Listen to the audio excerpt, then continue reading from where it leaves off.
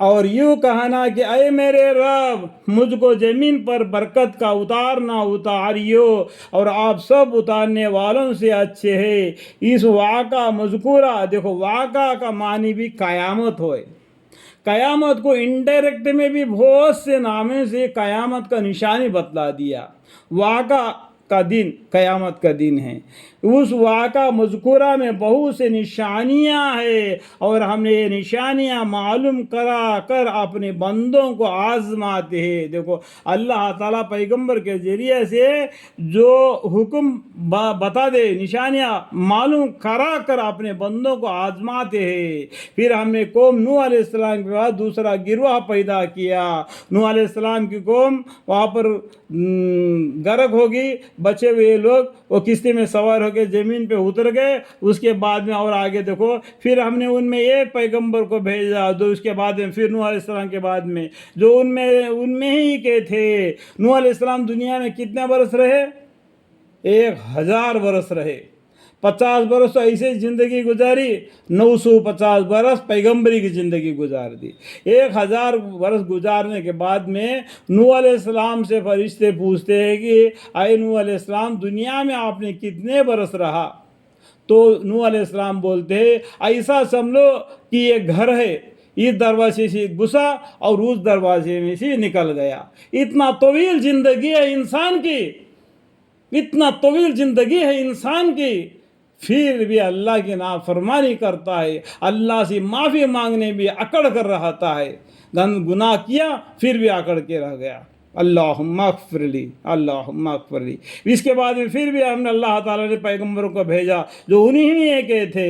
ان پیغمبروں نے کہا کہ تم لوگ اللہ ہی کی عبادت کرو، اس کے سوا تمہارا اور کوئی معبود حقیقی نہیں۔ کیا تم شرک سے ڈرتے نہیں ہو؟ اللہ کے مقابل میں دوسرے کو کھڑا کرنے کے، اس کی عبادت کرنے سے ڈرتے نہیں ہو؟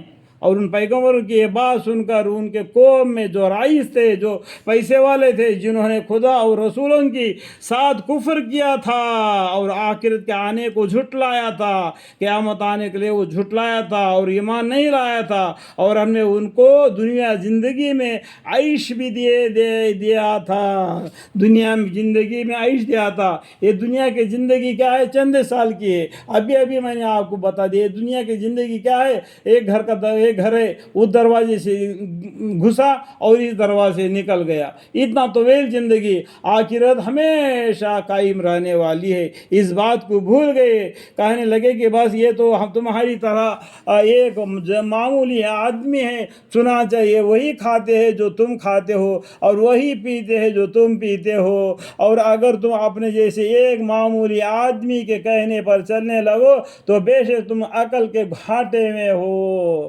دیکھو نوح علیہ السلام کے بعد جو پیغمبر آئے ان کے بارے میں یہ لوگ اس طریقے سے وہ باتیں کہنے لگے، کیا یہ شخص تم سے کہتا ہے کہ جب تم مر جاؤ گے اور مر کر ہم مٹی اور ہڈیاں ہو جائیں گے، مرنے کے بعد مردے کو زمین میں گاڑ دیا جاتا ہے تو زمین اس کو کھا لیتا ہے، اور آگ میں جلا دیتے تو وہ بالکل راکھ ہو جاتا ہے، تو دوبارہ زندہ کر کے زمین سے نکالے جائیں گے؟ بہت ہی بعید اور بہت ہی بعید ہے۔ اس طریقے سے بول رہے بعید ہے، بہت ہی بعید ہے، اس طریقے سے وہ لوگ جھٹنا لے لگے۔ دیکھو سورہ یاسین میں بھی ہم دیکھیں گے آخری میں بلا وهو الخلاق العلیم انما امره اذا اراد شيئا يقول له كن فيكون فسبحان الذي بيده ملكوت كل شيء واليه ترجعون۔ یہ اللہ کو بڑا آسان ہے تم کو پیدا کرنا۔ پہلے وقت میں تم کو پیدا کرتے وقت تو اللہ نے کوئی اس کو تکلیف پہنچی تھی گا، اور تم کو دوبارہ زمین سے پیدا کرنے کا کیا ہے؟ اللہ کن فیکن کہا دے گا، وہ ہو جائے گا۔ اس بات کو یہ بھول گئے، پیغمبر کو جھٹلانے لگے۔